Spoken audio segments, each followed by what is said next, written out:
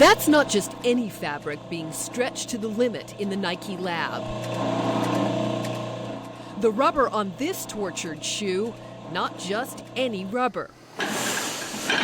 And the sole on this slider, not just any tough tread. Shoes like the Pegasus are put through this rigorous testing before they earn the Nike swoosh. A runner's staple for a quarter century, the Pegasus is also a considered shoe, Nike's word for green. The sole of this shoe is made with Nike grind, recycled rubber that's made quite literally from picking up scraps off the factory floor. And green rubber, another Nike invention that the company says uses 96% fewer toxins and removes 4,000 tons of toxic material every single year. We just simply don't compromise. We don't compromise on sustainability, but we're also not going to compromise on performance. From shoes to shirts, Nike's green extends to the 2010 World Cup. These soccer uniforms are polyester, spun from plastic bottles. 8 bottles per shirt. The sexiest stars of soccer will wear them. I still almost can't believe it as we look at this, that this is made from fiber, made from plastic bottles in a landfill. Yeah, I think it's amazing that we're able to find ways of turning waste into beautiful performance products. And I think rather than having up to 13 million bottles in a landfill, which could take 500 years to decompose, we're putting them on the backs of players and the fans of the best sport in the world. They look much nicer. Yeah, exactly, yeah. in the shirt. Beautiful. Yeah, and there's some amazing... Vice President Hannah Jones says being green is in the soul of the company. At Nike's headquarters in Oregon and facilities in Europe, wind power, solar, recycling, all used in Nike's buildings. A policy of dress casual and go for a run around the campus when you feel like it helps create an atmosphere of balance.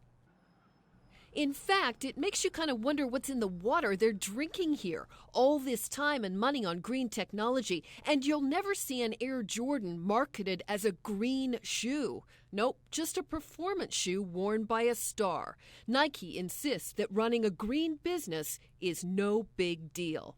I think for us, we really want to walk before we talk.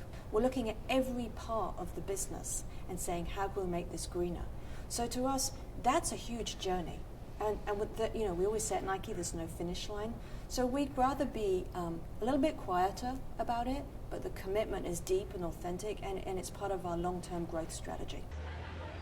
In the late 1990s, criticism of Nike for using sweatshop labor and exploiting workers reached a crescendo. It fought back with aggressive public relations, and many analysts consider it firmly in a new era of positive PR and sustained growth. Grassroots projects like Reuse a Shoe entrench Nike in communities by collecting old shoes and turning them into sports surfaces like running tracks and playgrounds. It's more about doing it than waving the flag.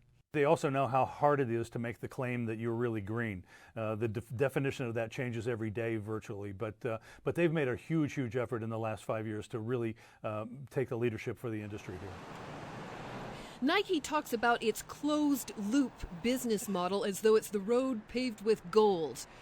Closed Loop aims for zero waste, starting with one product and completely reusing or recycling it to end up with a brand new one. It's really all about designing with fewer materials, designing for disassembly, designing to make it easy to recycle. So when we look at this, we really are talking about a closed loop. In the future, we don't want to have to continue to tap into the Earth's resources. Can you do it, really? Can you close the loop? We are trying. If anybody's going to get there, we will. Colleen McEdwards, CNN, Beaverton, Oregon.